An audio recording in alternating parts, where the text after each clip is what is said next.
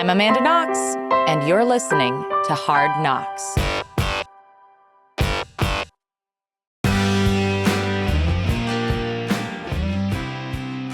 Welcome to Hard Knocks.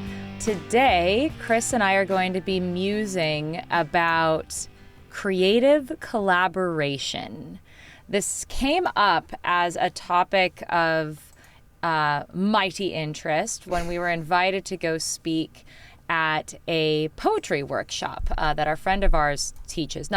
It's not a workshop, it's an actual class. It's a poetry class. Am I correct? Yeah, it's at a poetry class at a university. Someone invited us, a friend of ours invited us to come talk to his students about poetry, seeing as how we have collaborated on a joint book of poems, which maybe a lot of you might not know about, called the Cardio Tesseract. Yes. Yeah. And, you know, we had been invited to come speak to this poetry class just because, I walked into there being like, well, you're the poet, boo. Like, what am I going to talk about? But, you know, we brought in this book of poems that we had written together, and we read them to the class, and I was reminded by how good they were. They still held up. That felt really good. You know, that felt great. But I think the thing that was most interesting to me that the class was really curious about was about the fact that we've had a hand in each other's writing, in the writing of the book. It wasn't just like, here are your poems and here are my poems. Mm-hmm. Like, we had each very much collaborated in the creation of not just the book itself, but even the individual poems. And a lot of people seem to think about creative work as being something that you do on an individual basis. Like, there's this sort of assumption that there's like the lone creative genius person who's making something by themselves. And I think that it just struck me that we have a lot of experience working collaboratively on creative projects with other people, but especially with each other. You know, we've been working on creative projects together for years now. Since we've known each other, really. Since we've known each other. It's kind of wild. And we're still together, amazingly. I mean, because, you know, like, people say, don't go into business with your family members, right? Like, you know, there's this idea that it's a bad idea to mix family and friendship with business, right? And do you think that there's a similar stigma or a similar sort of a vibe around creative work? Yeah, I think it really depends what the stakes are. And when it's creative work that is also a business, you know, that's a whole extra layer on top of don't go into business with your family, right? Because money is always a thing that can bring up resentments and cause conflicts and so forth. But if the way that you're making money is selling widgets with your brother, you know, maybe he has bad ideas about the best way to market your widgets, you know, and that can cause some resentment, say. But I feel like the stakes are a little higher when the business is itself something that is creative to the point where it feels like this is my heart and soul I'm offering you here. Right. You know? It's so personal, right? Yeah. Like, a widget isn't personal. Creative work is kind of by definition personal, even when it's not about you specifically. Yeah. But if you're just, you know, we've done this a lot in the past where we used to, before children, you know, they changed the equation, but they do. We would unwind in the evenings by going into our craft room and, you know, getting out the glue guns and the paint and whatever, and like making weird art projects together. And the stakes of that was very low because we weren't trying to hang it in a gallery. It wasn't for anything. Our reputations didn't depend on it, right? We weren't trying to make money off of it. It was just a fun way to spend some time and flex some creative muscles. Right. That kind of creative collaboration. That was like being creative next to each other. Like, it felt more like creative next to each other, right? Because, like, we did have this grand idea about what we wanted. Like, we really did this when we were getting ready for our wedding. So, well, I was just going to bring that up as something of a different category. Oh, okay. Go ahead then. Yeah. I mean, well, in terms of next to each other, sure. Sometimes we're working on different projects, but sometimes we made like a painting together. That's true. Right? It was the same project. But like with the wedding, it was definitely one project, and it was filled with all kinds of, there's a podcast episode we did about this if you don't know what we're talking about, but we had a crazy sci-fi time travel themed wedding filled with escape room style puzzles and all kinds of sci-fi set decoration and costumes, all this stuff. Mm-hmm. So we had to make all that for like a year. But for me, the stakes of the wedding, like the one time in your life when you're going to get all your friends and family to dress up in stupid costumes and come do a one night only interactive theater experience with you. Yeah, the stakes were kind of high. I wanted it to be really good. I wanted to get it right. It wasn't just like futzing around with an art project at home. It was our wedding. That wedding was important, even if it wasn't financially important, Right. But I was just going to say that I feel like my memories of that time were, we had a vision, and I mean, gosh, so much went into that. We wrote a script together, and I do remember like at the time that we were scripting the script, there were opportunities for there to be the good, for there to arise all the good things that comes from working collaboratively on a creative project, and also opportunities for conflict, right? Like, I do think that when you're working collaboratively on a project, it really helps to know like whose voice you're in.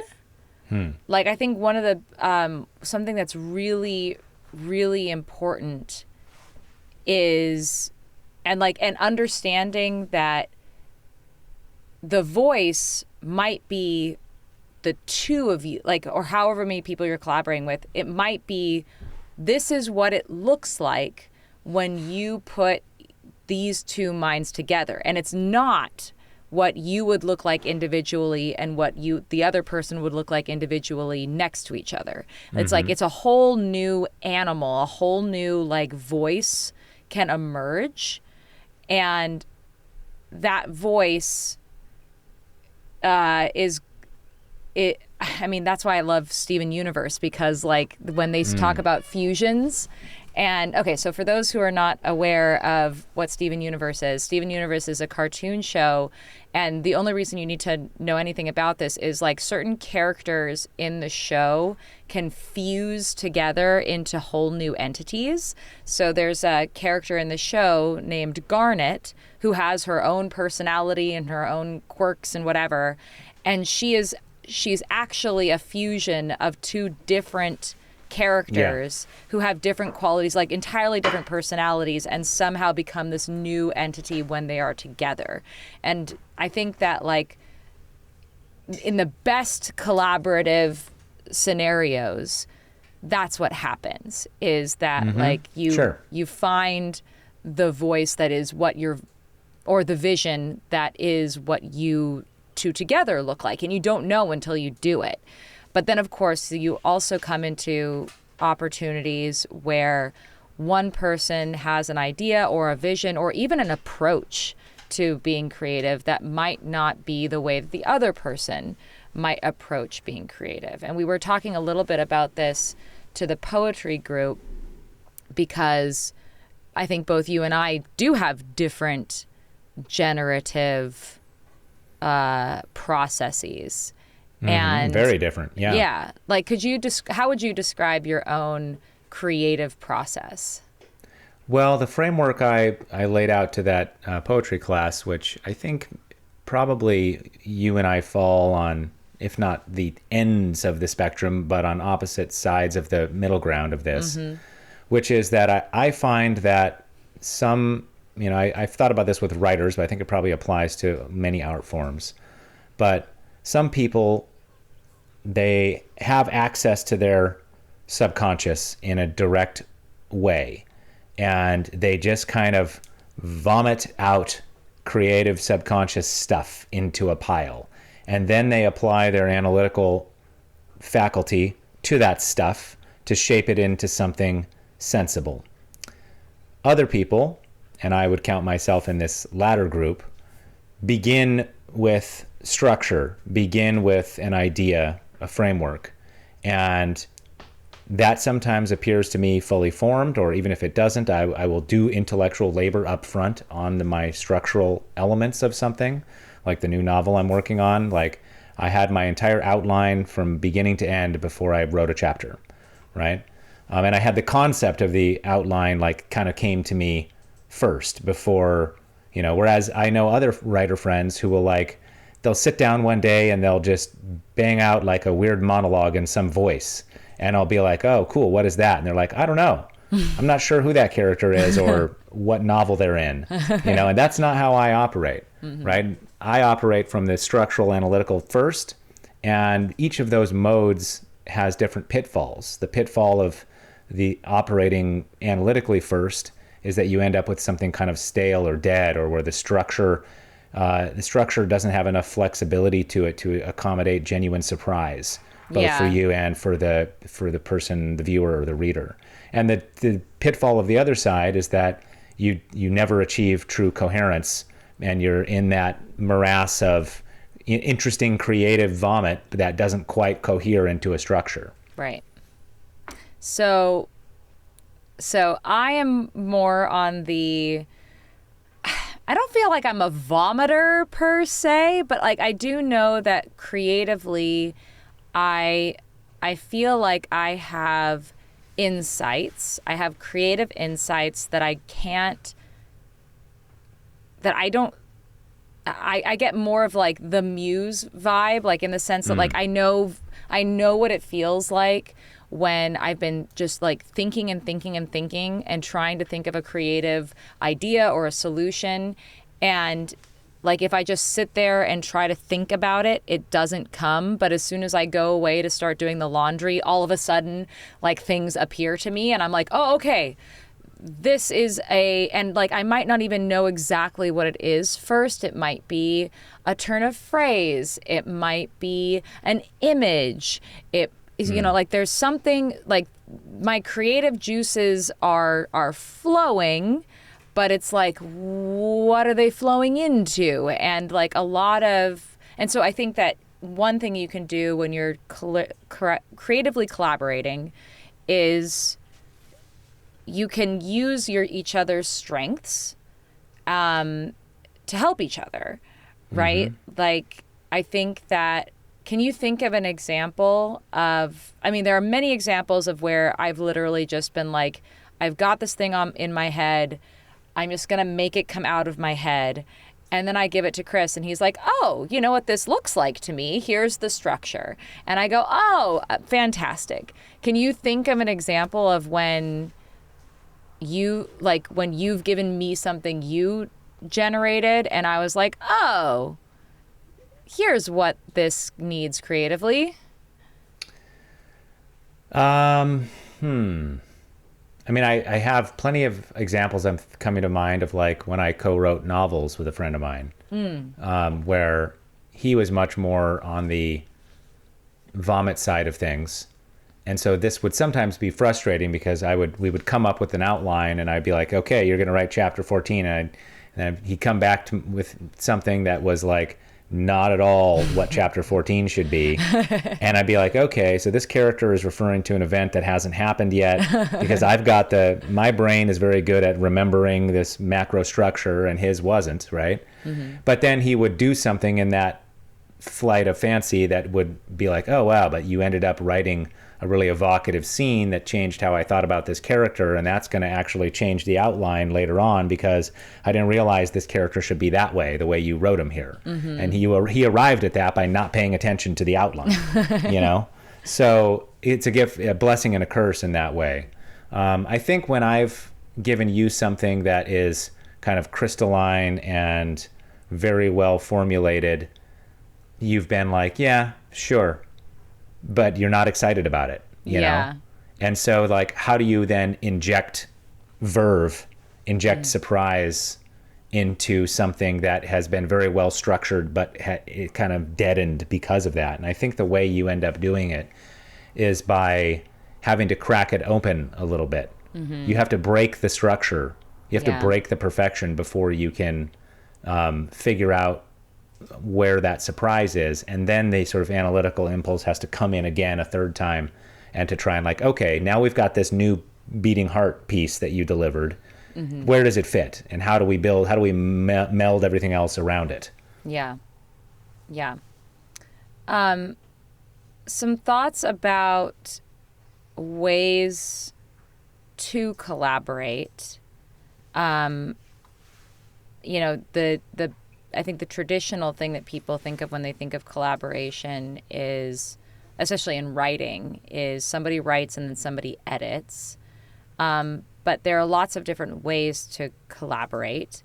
I think principally like our experience with Twisted Tale was super interesting because so many people have a hand in interpreting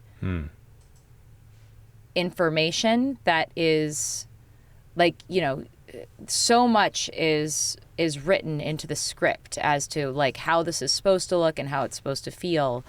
But then it's up, like then once you translate it into the visual medium, like it becomes a whole new animal, and somebody's now it's not just a line of text that somebody says, they're delivering it as a human being. Like there's an actor, there's a director, there's a costumer, set designer. Yeah. And it's amazing like how I was just shocked by like how everyone bringing their best voice to their specific piece of it made it all come together.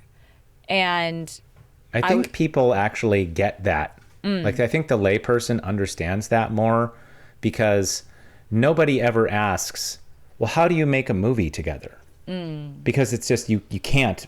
I mean, you can. There are some, there are versions, and especially with new AI tools for sure, but like historically, anything of sufficient scale like that just by necessity requires multiple people. Nobody ever says to the Beatles, how do you write music together? Right? But the fact that you can write a novel on your own means that when I tell people I've co-written a novel, they're like, well, how does that work? They never question it when it's a band, because there's multiple instruments. And I think there's that idea that like, oh, well, you're playing the bass, I'm playing the guitar. It's like, you've got your lane, I've got my lane. And what do you do when there's no obvious lanes? Right. That's the harder question. Like, Of course you have a costume designer, and of course you have a set designer and someone doing the score, all that stuff, right? And you're not surprised that it takes different people to do those things. But, but at the here same we time, are right I feel now like collaborating on a conversation, right? Like podcasting is a collaborative art form largely. It's the art of being able to converse in an entertaining way. Sure. But I'm just thinking that like, Spielberg films are like Spielberg films, and Wes Anderson films are Wes Anderson films. Like I think people still attribute the kind of singular genius idea to certain art forms. Like this movie is like the director's vision, and it's like, but there's so much that went into it beyond the director. Do you know what I'm saying? Yeah, I mean, I think the whole auteur idea, like what a lot of people aren't seeing is that, Wes Anderson or whoever is probably working with the same cinematographer that they've used on 8 films, Right. And and even look at like the Coen brothers or something. It's like even the same actors keep reappearing in the films, because like they develop a working relationship. The director knows how to get the performance they want out of that actor. That actor knows how to interpret the themes in the scripts from that director, all this stuff. So it's still a team producing what you think of as the Wes Anderson aesthetic. And I'm sure he has a outsized influence on the end result. Once you become, successful enough in a field like that, you get to apply your thumb to the scale of lots of the other collaborators, right? And people will let you because you have a proven track record. Right. But still, you're having to delegate, and you're having to depend on, Wes Anderson can't get his Wes Anderson feel with the wrong score. You know what I mean? Right. So, and he's not composing the music. Right. I'm pretty sure. Yeah, I'd be curious to know how often people who have like who are considered to have a very like singular look and feel to their movies are consistently working with the same group of people around them. Because I'm even just thinking of like how some of Wes Anderson's films are a little more accessible than others. And it makes me wonder, like, is that because of the script, or is that because of some collaborator that he was working on or working with who maybe like guided him to be a little less like out there than he might otherwise be? You know, do you know what I'm saying? Like how some of his films are just like so weird and you're like, what film am I even watching? And other ones are like so charming and accessible, you know? I mean, it's not just your collaborators, but also your constraints. Mm-hmm. So like, what's your budget? Mm-hmm. You know, what's the studio telling you? How many notes are coming down from above that say, rein it in, Wes? Yeah. I think a lot about this with David Lynch. And, you know, my favorite thing that Lynch has ever done is Twin Peaks. And I've seen a lot of his other films and I appreciate them. But I don't like Mulholland Drive as much as I like Twin Peaks. Mm-hmm. Right? And for me, I actually think that the constraint of like broadcast TV for Twin Peaks forced David Lynch to be a little less weird and a little less indulgent in his own desires than he otherwise would be. Right. And the end result fits my aesthetic sensibility better than when Lynch is left to his own devices. Yeah, he kind of went off the rails at the end of Twin Peaks. For some people, they want Lynch off the rails doing exactly what he would do, you know? But I do think that, you know, sometimes if your budget or if the network or the studio or whatever is saying, rein it in, like it actually helps depress the impulses of an artist in some fashion that might yield a product that is actually better because, you know, not everyone can have perfect instincts how to make perfect art all the time. And I know in our own collaboration, I have a tendency to over-explain things. I'm probably over-explaining this right now, you know? And you'll be like, no, more oblique, cut it back. You don't need to say that. Trust the audience. Yeah, right? And some people have the opposite problem where it's like, I want to trust the audience 1,000%. And then the audience is left like, going, what the heck was that about? What's going on? Yeah. Who are you? Where are we? Yeah. Yeah, it's a tricky, I hear you. Can we talk a little bit about like the trickier parts of it? Like, I think, sure. I mean, we're in a really interesting place just at this moment, even because we're in the midst of getting ready to go to Fringe and put on my show, and it's a lot of work. I think a lot more work than not everyone listening may be aware of what you're talking about. Okay. See, trust the audience. And you're like, no, don't trust the audience. So, for those who are not aware, I'm going to be bringing a comedy show to Fringe. The Fringe Festival is a sort of it's a huge theater festival in Edinburgh, Scotland. How long has it been going on? I don't know the answer to that. Well, it's been going on for a long time. People might remember Fleabag, that just like explosive, amazing TV show that was actually based on a one-woman show that was developed in Edinburgh Fringe. So a lot of really cool creative work happening there. Everything from, you know, naked clowns juggling bowling balls to, you know, a lot of comedians go there to do their work and to debut their work, and just all sorts of theater. The whole city gets transformed into endless theater venues for an entire month. So it's a big deal. We're bringing a one-woman comedy show there that I'm writing and performing, but of course, tickets are on sale now. Tickets at the are Gilded on sale Balloon, now. Teviot.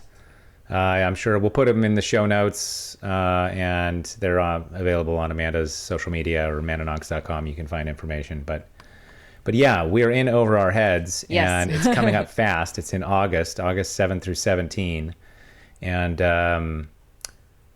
It's a lot of work. It's a ton of work. It's a lot of work. Like, putting on a show is much more than just writing and performing a show.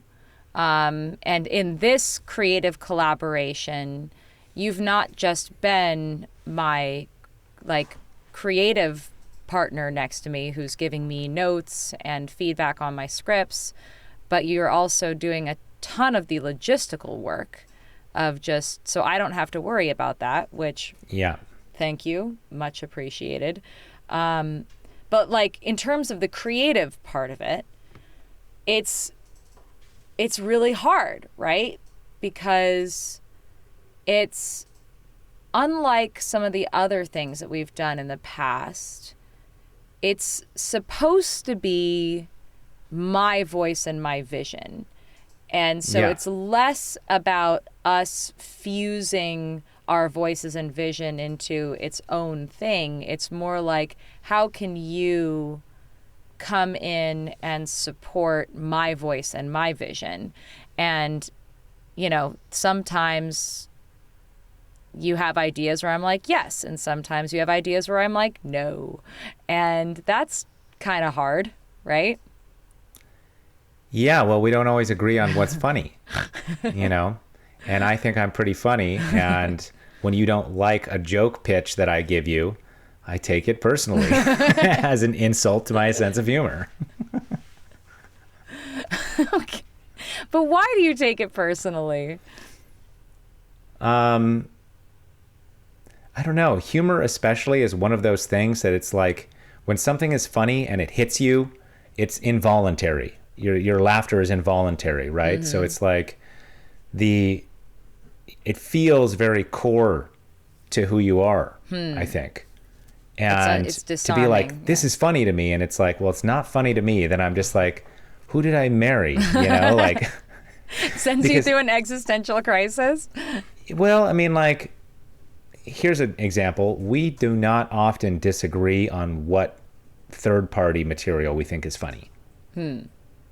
We both like the same TV shows. We love 30 Rock. We love Kimmy Schmidt, right? Mm-hmm. We both like the same stand-up comedians. Like, very, very rarely have you been like, check out this really funny stand-up comedian, and I'm like, doesn't do it for me.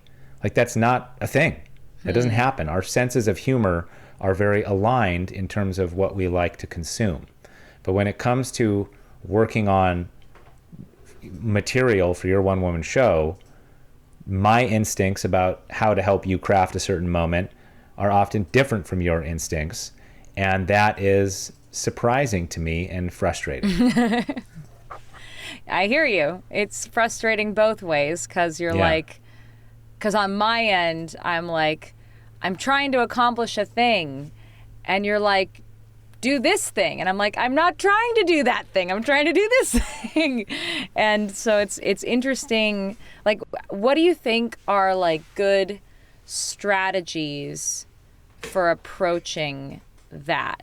I know that, like, again, creative work is so personal. And so it can feel really personal when you offer something creative and it's not received. And like, I feel the same way where like I like the work of going through an entire script and like making a statement and like cohering all of these ideas and trying to figure out a way of like, not only do I make this one bit funny, but how does it feel when it's next to this bit? Like, you know, all of that is informing it. And you get to the end of doing that and you're like, oh God, thank God I finally like got through it again. And then it doesn't feel good when the second you share it with someone, they're immediately pointing out all the problems in it. You know, like it's just kind of devastating because you're like, I just worked so hard to solve the problems from the previous one. And now, so thoughts? Um, just do everything that I recommend and we'll be good. I mean, the problem is the stakes are so high, and I think we're not doing this in the recommended way. Like, I wouldn't recommend anybody commit to doing the Edinburgh Fringe Festival and doing your first ever 1 hour, one woman comedy show on such short timeline as we are doing it. Yeah, why didn't our agents tell us not to do this? I feel like they were very encouraging of us. Yeah, I don't know. I mean, you told me you have this in you, and I believed you, and so here we are, you know?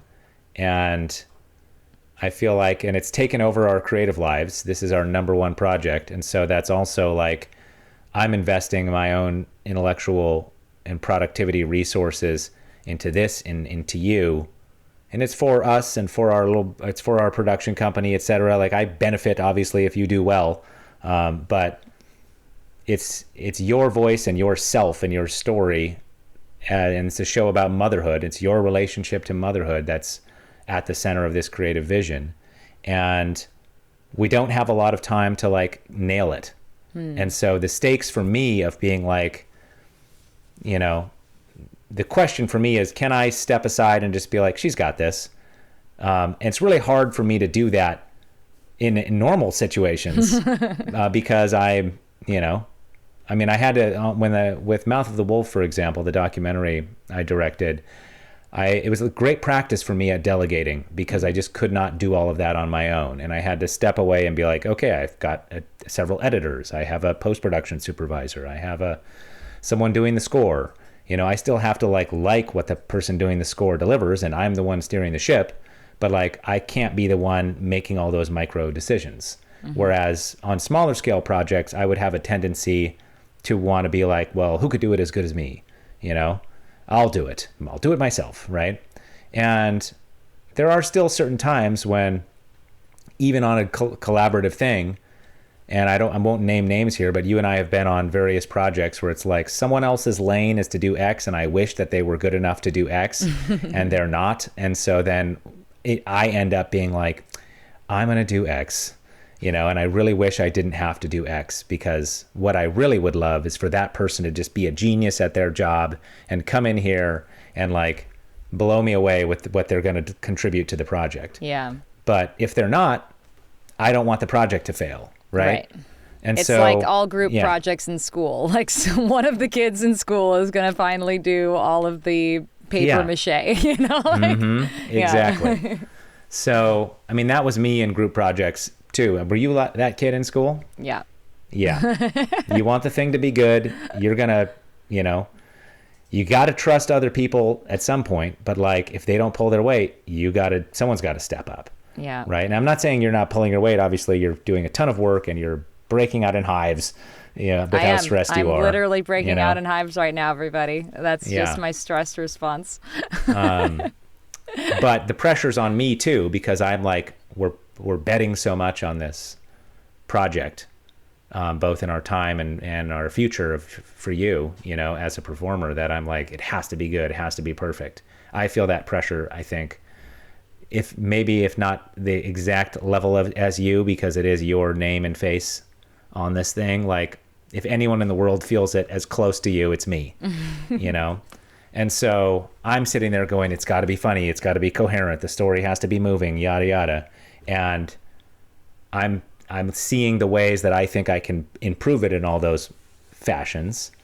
And then when you're like disagreeing with my recommended input, like, I have to be like, okay, the thing she's doing still doesn't feel like it's funny to me. Like, what do I do when you're telling me I want it X way? I said Y, you say X. And it's like, it's your show, so I have to say, okay, X, but then I just have to swallow the fact that I don't think X is funny, you know? Or I don't think X coheres enough, or I don't think the audience you're trusting the audience too much to come back to my, you know, I want it more explained, you want it less explained. I don't think they'll get it, and you need to give them a handhold there. I just have to eat it, I guess. Yeah. Yeah. And I think that, yeah, I mean, I think that's like good boundary setting. Like it has to have, I think it still has to have a specific vision and a specific voice. And I think the way that you can interpret that is, well, this idea that I had speaks to me, but it doesn't speak to her, and it's her vision, it's her voice. So it wouldn't even make sense for her to perform it if that wasn't something that spoke to her and her voice. So if it doesn't work for her, it doesn't work for the piece. And instead you just got to think, okay, so what else could do? I mean, conversely, the whole goal is to make an audience have an emotional and cathartic experience and be moved to tears and to laughter, etc. Yeah. And, you know, I'm your first audience member, right? And it's like, if I'm not being moved, that should be interesting feedback, right? And then, like, if you get other people to read it, or if you go do a preview performance and see how an audience reacts and they're not laughing, however much it feels right to you as the comedian, if you don't allow that to shape what you think is right, what you think is the right move creatively, then you're not going to deliver something that does what you want it to do, right? Yeah, but I think that the audience of one person sitting down with a script versus the audience that's in the room with the person performing the piece is a very different audience. So That's I true. think there's something to be said about, I think the scariest thing about working on something like this is it's very different than a novel, because a novel stands on the text alone. Mm-hmm. And that's not true of a performed show. And so there's only so much you can know about how the show will impact the audience based on just the text itself. And that's what's kind of scary about, like, the situation we're in right now. Is it's like, I've never performed this full show in front of anyone before. And so we're sort of like chipping away at a sculpture in a pitch black room, you know? You know, is a little bit what it feels like. Well, the other issue is that, and this is, you know, maybe I don't know how common of a pitfall of creative collaboration this is, but certainly between when there are stakes reputationally or financially for a creative project, and when your creative partner is your life partner or someone in your family, right? There's an additional role that is expected of me. You're expecting me to be your emotional support animal on this anxiety-filled journey. And my instinct is, you know, I'm great at that when I'm not also trying to be your ruthless editor that says, no, not good enough, make it better, make it better. And those two things are directly at odds with each other. And so the part of me that's like sees the looming deadline and wants this thing to be as absolutely good as it can be, in my experience of creative, you know, work, that, and I know everyone isn't this way, but it's how I am. I want brutal feedback. I want to know no punches pulled. That's what will help me. And I know that style of feedback doesn't help everyone. But I think maybe I've never let go of a deep belief that if people could get over themselves, they would actually help their artistic process if they could learn to accept brutal feedback. Because I kind of feel like that's the only way to get better at something, is to like put it in front. And the most brutal feedback is people in a room not laughing, by the way, right? Like there's nothing more brutal than just seeing it fail in front of an actual audience. But before you get to that place, I want to know, if it was me, I would want people to just be saying like, no, cut this. This is not doing it for me. Bad move, not funny. And that's because I find, you know, the compliment sandwich idea to just be inefficient, I guess. And I'm just like, I don't need you to. So a compliment sandwich, for those who do not know this term of art, is when you deliver a criticism of somebody's work by by sandwiching it between two observations about, so basically instead of saying this is what's not working about your thing, you would say here's what's working, here's what's not working, here's what's working. And that sort of, that like approach to giving feedback is, I think, fully 100% legitimate because when I again, like, I don't think that people are not robots. Their creative output is like, it takes a lot out of you to create something, and you have to have a very thick skin, and I think I do honestly have a very thick skin, to be able to have something that something very personal that you've labored over just ruthlessly picked apart. And what really helps with the ruthlessly picking apart is also like finding ways to identify and celebrate and maintain the elements that are working. So you want a world where you can just pick apart the thing and say all of the things that are not working, and just like, and then assume that everything you didn't say means everything else is working. And I just don't think that that's how So I will say that it's valuable to know, like, I loved this part, right? And, you know, this is great. Because sometimes as the artist or creator, like, you're lukewarm on something and you think, yeah, maybe I will cut that. And then someone tells you, no, I loved that. And you're like, oh, okay, I'm going to keep that in. Good feedback. Right. So it's valuable to get those compliments. But when you work on something over and over, like, sometimes I've already told you that part X is really good, right? Do I need to keep reminding you that part X is good just so I can tell you that a new part needs work? I also want to get to I want to address the brutal feedback thing. Yeah. So I think that feedback about what is not working is very valuable. It doesn't have to be delivered in a brutal fashion, though. I think that one of the best ways, like, I think, you know, some people make fun of the idea of, like, if you don't have something nice to say, don't say anything at all. People sort of make fun of that.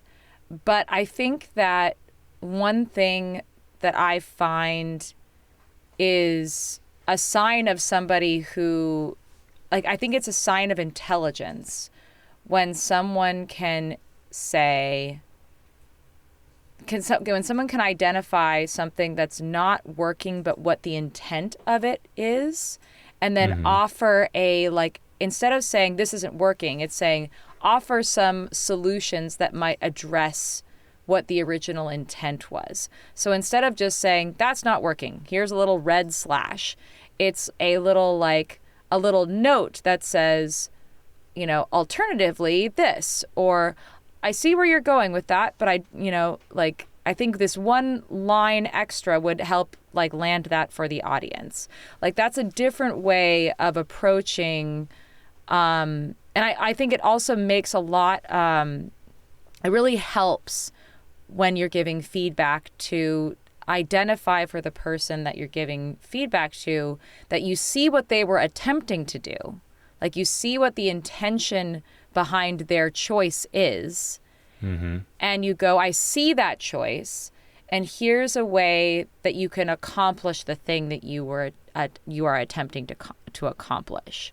Because I think one of the things, unless you disagree with their goal, sure, then you have to have a different. But then you're on a meta level of, like, should that be your thing you're trying to accomplish here? You know, right?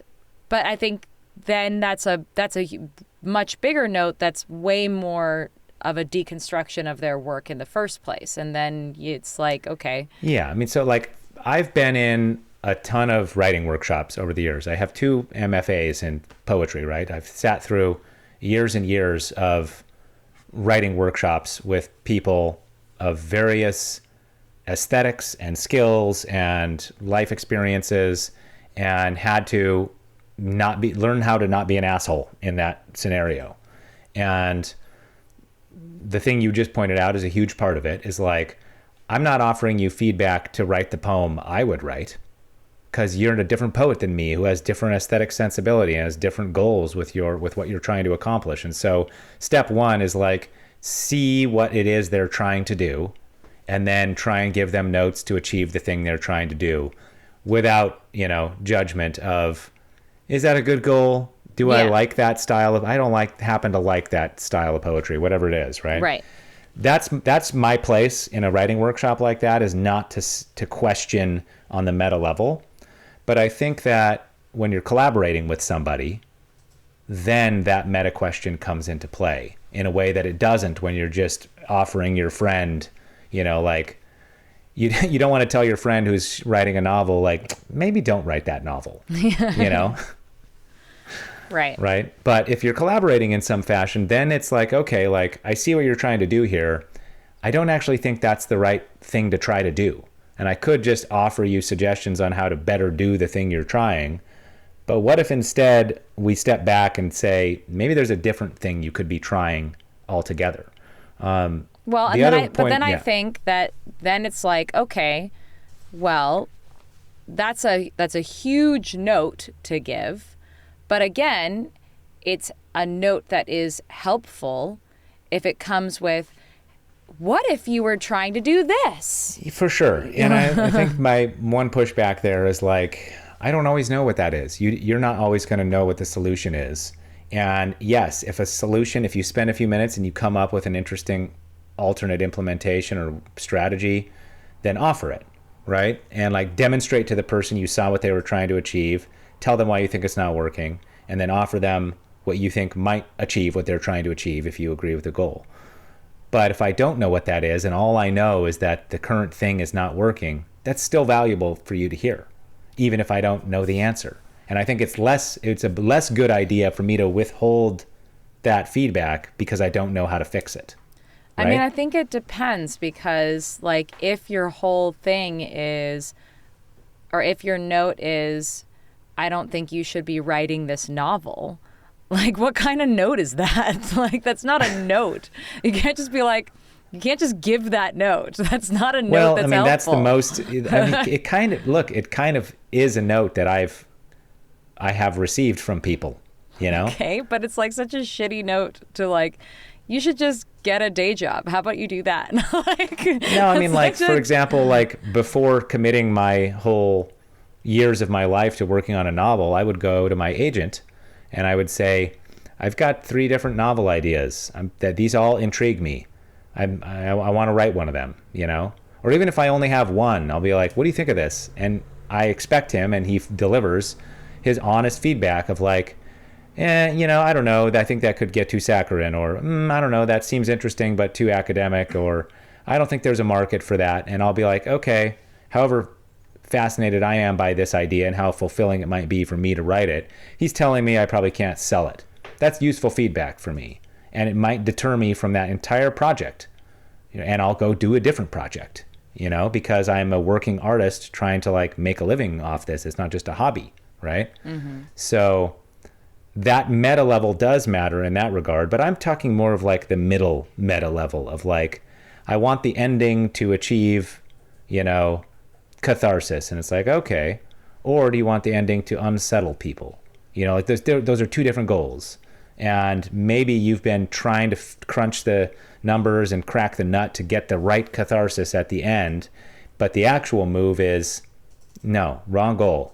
What you really want is to leave people in a totally different emotional space, and that's not deconstructing your whole project, but it is stepping up from the level of like line level implementation, Yeah, I mean, again, I think that the way to give a note like that is to make a case for an alternative, as opposed to just being like, the ending is wrong.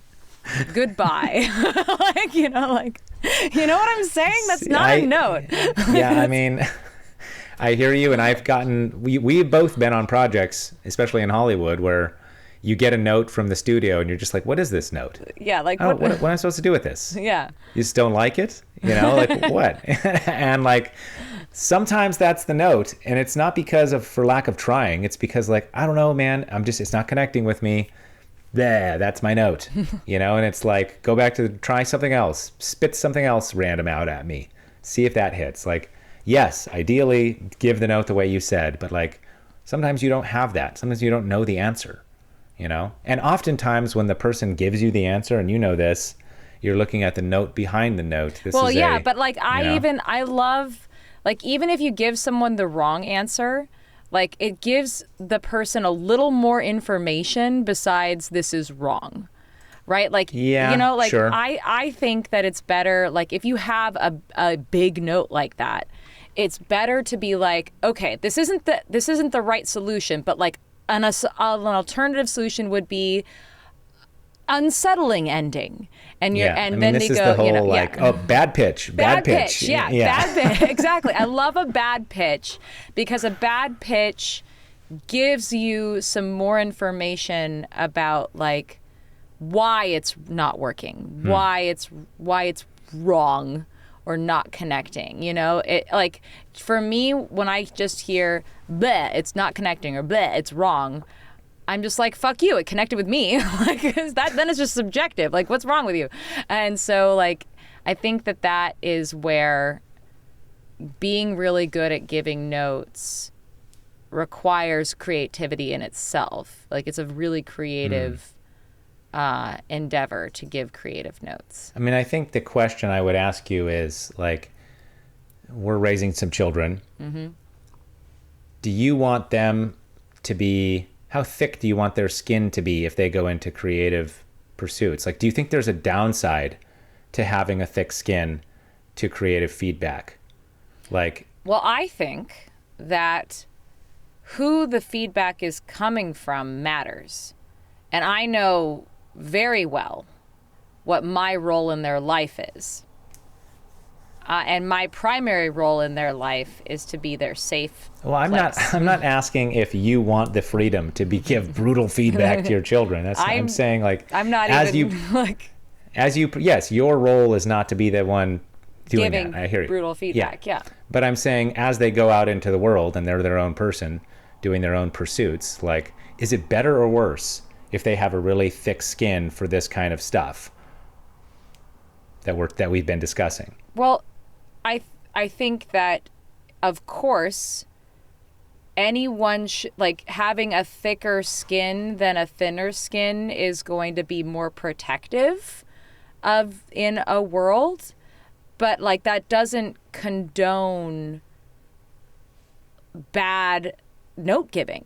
Like, I'm just like, I think that people should should learn just as much as people should like develop enough confidence in themselves to be able to take brutal feedback. I also think that people should learn to give feedback in not shitty ways. Like, I just think that's brutal and shitty are not synonyms here in my book. I think that, well, I don't like the idea of people glorifying, like, this kind of goes back to people glorifying tough love. Like, I don't glorify tough love. I don't glorify brutal feedback. I don't think that there's something like you're a better person if you've been trained to take it. And like, you know, I just don't glamorize that at all. I don't value that at all. I think it's actually, it's a sign of much more intelligence and creativity if you can give feedback that is like legitimately helpful and identifying problems and solutions for a project, but that is delivered in a way that isn't discouraging. And yeah, I mean, you're talking about the packaging and the tone, and I think what I'm concerned about is just the content. Like, we can all work on, sure, I'll agree with you that, you know, you don't want to have a aggressive tone with people when you deliver feedback. And, you know, if that's how you're reading brutal, then like, sure, throw that out. But I think in practice, what it often looks like is people aren't willing to actually deliver the harshest content-based feedback of like, I just really think that a central conceit of your novel isn't working, and that it's got a deep structural flaw, and that it's kind of core to the whole project. Like, that's a big piece of feedback that you could say to somebody working on a book. And if you knew that their ego was fragile and you didn't want to hurt their feelings, then you'd be more likely to give them more superficial stuff that doesn't actually address the biggest issue. Here's what I mean? I'm going to push back on this, because I think that if I am, like, say I'm reading somebody's novel and there's a central conceit to the novel that I'm just like, what is this? Like, how is this relevant? I don't immediately think the conceit is wrong. I immediately think this conceit was an intentional choice, clearly. Mm-hmm. And I would then, like, my immediate response to that scenario would be to sit down with the person and be like, I see that you're doing this. Can you talk me through what that's all about?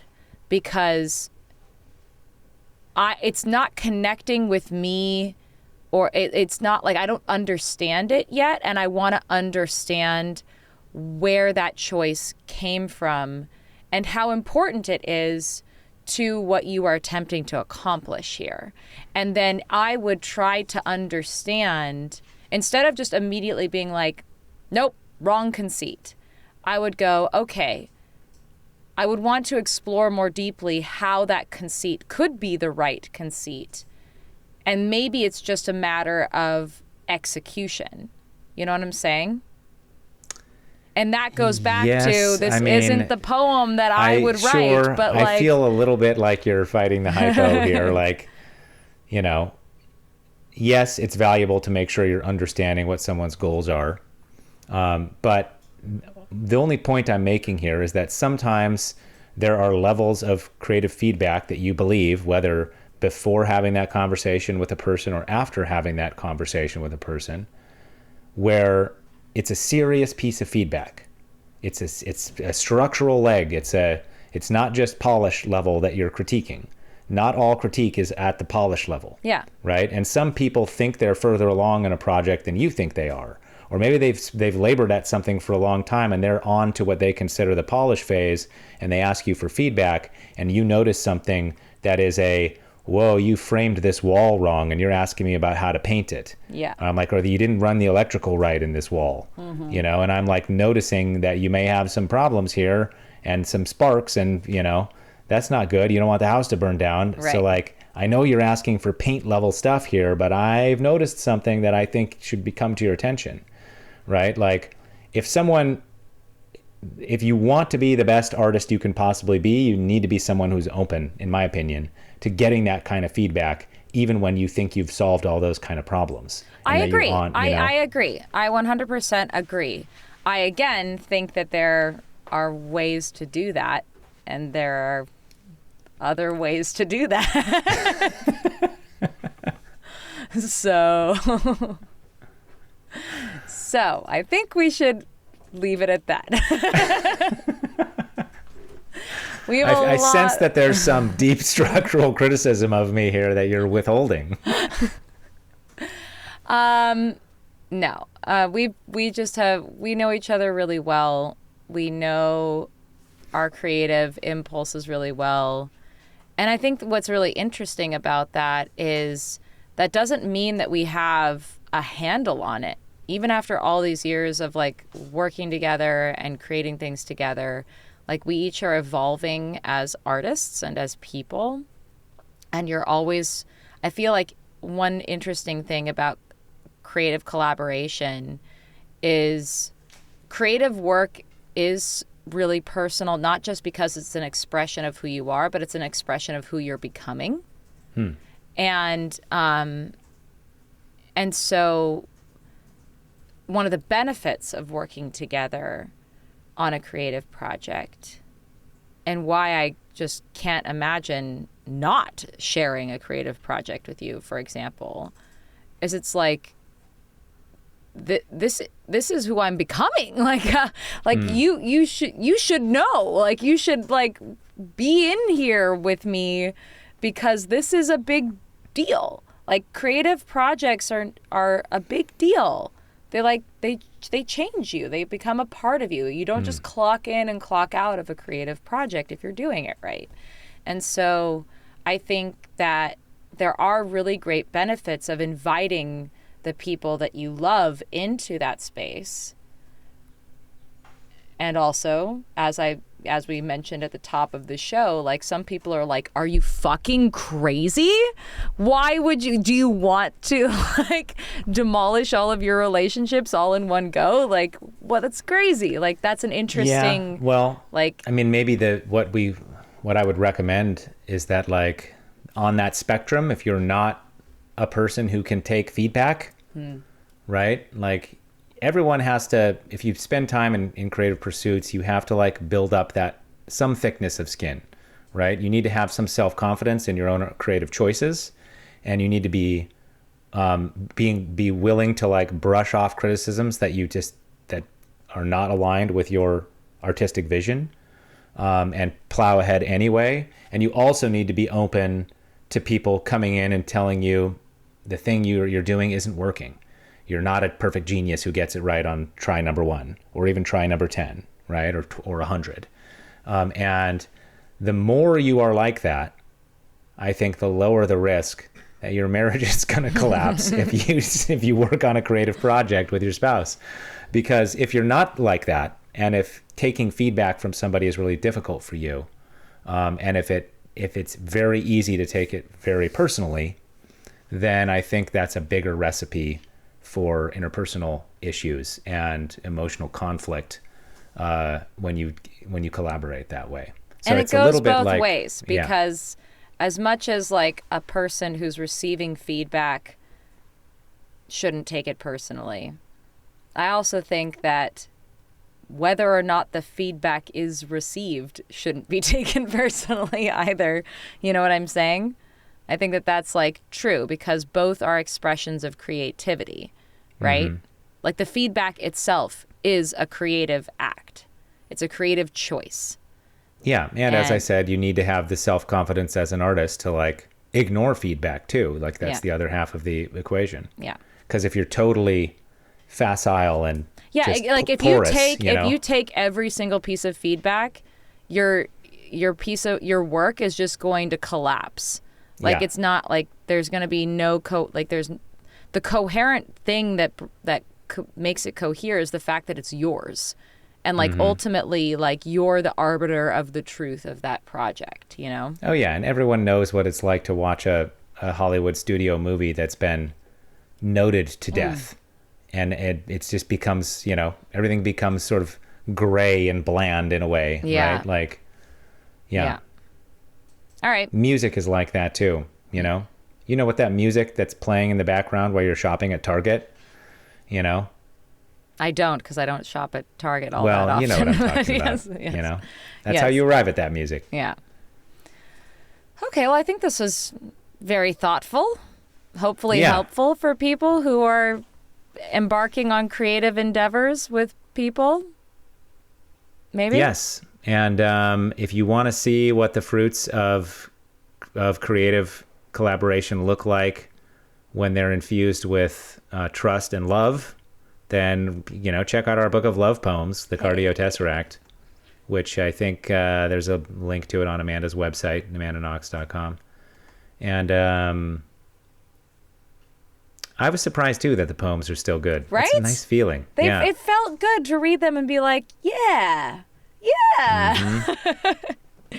It's almost like someone else wrote them, and you're like, good job. Yeah, good job, whoever wrote that poem. Yeah. Which was me, 10 years ago. Yeah. All right. All right. Well, stay tuned for the next episode of Hard Knocks. And you know where to find us. Yeah. At amandaknox.com. Let's see, where else can you find us? amandaknox.substack.com. Right. That one. Yep. Also on the Instagrams at Amama Knox, on Twitter at Amanda Knox, on Blue Sky at amandaknox.bluesky.something. AmandaKnox.com. .com, yeah. Ugh. Yeah.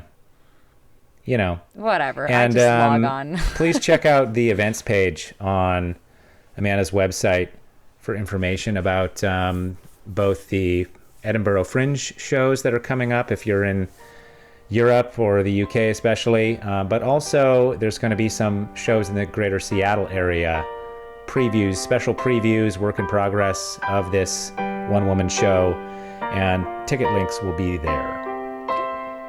Thanks, everyone. Mwah.